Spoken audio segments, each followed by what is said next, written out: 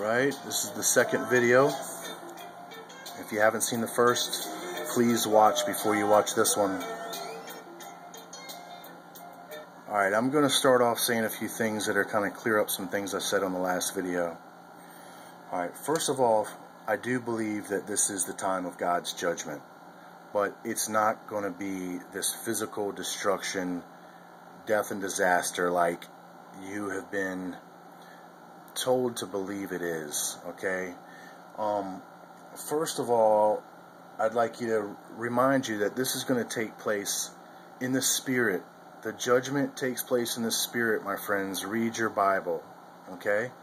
But there is also a physical judgment that's talked about, but we have to be in question of who is causing this physical trauma and destruction on our world, and I can assure you it is not the Father. And I'd like you to think about this. Think about all the innocent people that died in the Fukushima and that are still dying in the Fukushima-related earthquake. Think about all those people that died in those tornadoes and that outbreak in the mid-April. Think about all the people that are dying everywhere because of these catastrophes. How is that solving anything by killing innocent lives? Remember, these are the same people who have been oppressed by the supposed oppressor who needs to be judged. And so to judge the oppressor, we kill the innocents that they're judging, that they're oppressing?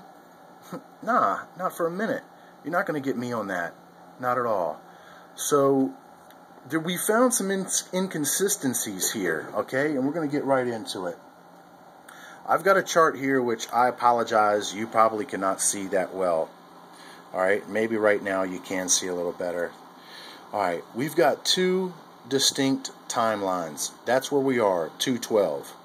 These are 1,000-year increments, 0 year, AD this way, BC this way.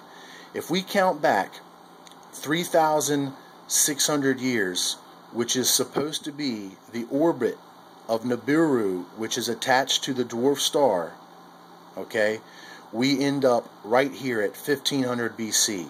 At 1500 BC, I have uncovered evidence for the biblical Exodus, which does give some credence to there being some major earth changes at this time, okay? Form your own conclusions off what I say.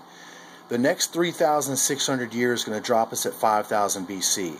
I've uncovered evidence at 5000 BC for the biblical flood in two places that are of importance here. One is the Yazidi tribe, Y-E-Z-I-D-I, of the Kurdistan Highlands. And they record at this time that this was the time of the biblical flood of Noah. Now, if anybody is familiar with the Urantia book, awesome. Awesome. And if you're not, get familiar with it. And then learn what they tell you about the flood. And then when you check the geological record at this point in 5000 BC, you're going to see that the Urantia knows what it's talking about. Alright, now come back to another 3,600 year increment, and we're ending at 8,600 BC. At 8,600 BC, I uncovered information for a little ice age. Okay, and also on the geologic record, there is 3 major rapid flood rises that happen within about 5,000 years of this period.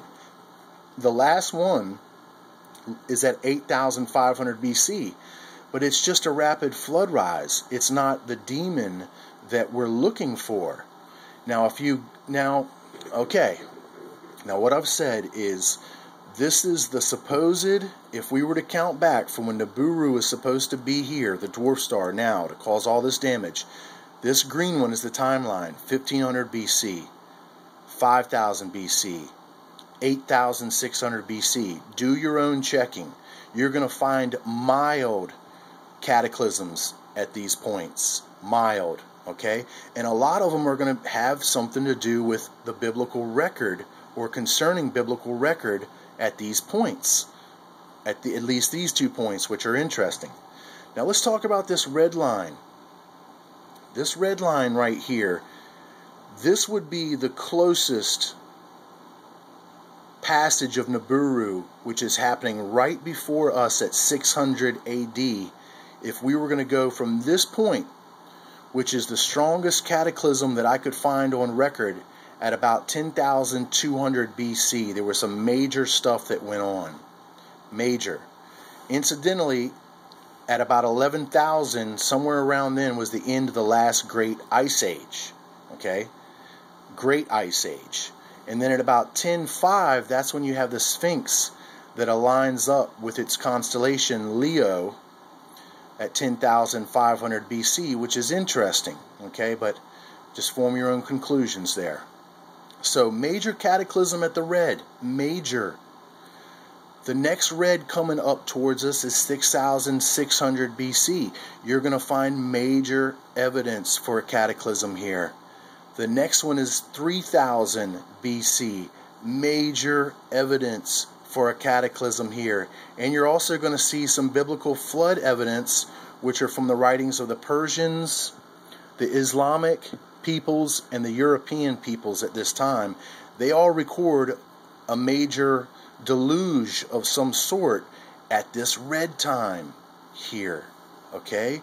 So my point is that we actually have more consistent information with the red as far as geologic record is concerned, and major earth upheavals, climate changes, drilling into the ice cores and looking for the various gas exchanges that we had in the environment at this time.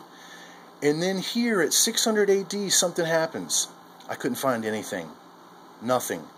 And I racked my brain. Now, maybe I didn't look in the right places, and I'm not saying that there isn't something here. I'm just saying I didn't see it.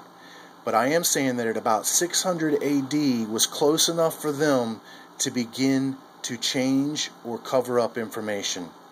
So if this red line, just by chance, happens to be right, Nibiru is way over here.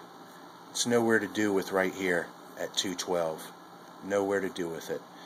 Now, I want you to look at this chart, and if you have to pause at particular situations here, then go ahead. Incidentally, this Yazidi tribe happens to be very popular with one Aleister Crowley, and supposedly they are a satanic serpent cult. Okay? Form your own conclusions. Alright, now that is what we got with the chart that basically shows us we have two distinct timelines. One has been given to us by written word, my friends. The other has been given to us by strong geological record. That should tell the tale right there. Form your own conclusions. Alright, the next thing that I have prepared for you here is the star chart. First of all, notice that the star chart looks like a star. Okay? And then even notice now that the star chart looks like a pentagram. Okay, which is interesting. What we have here is the Great Milky Way. I want you to understand that this circle is an orbit. This dot represents our whole solar system, the suns and all the planets, okay? This whole thing is actually in here. It's in the Milky Way. The sky that you look up at night is the Milky Way.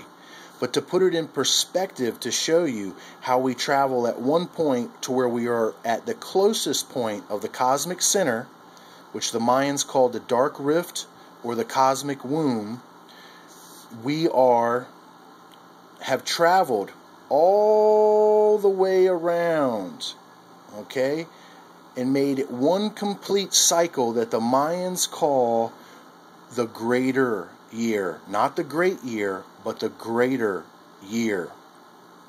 This greater year, now you're going to find when you start researching this that there are a lot of discrepancies on these ages.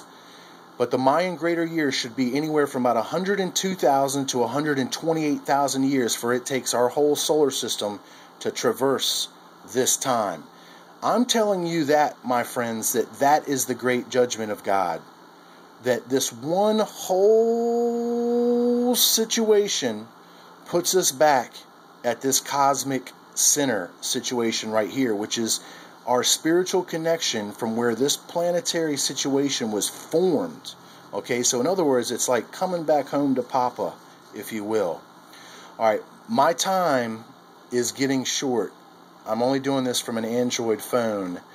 I'm going to have to stop, and I know, Jackie Bear, you're on edge here, my friend, but I'm going to come back. Bear with me, my friend, and I'm going to come back with another video. Thank you.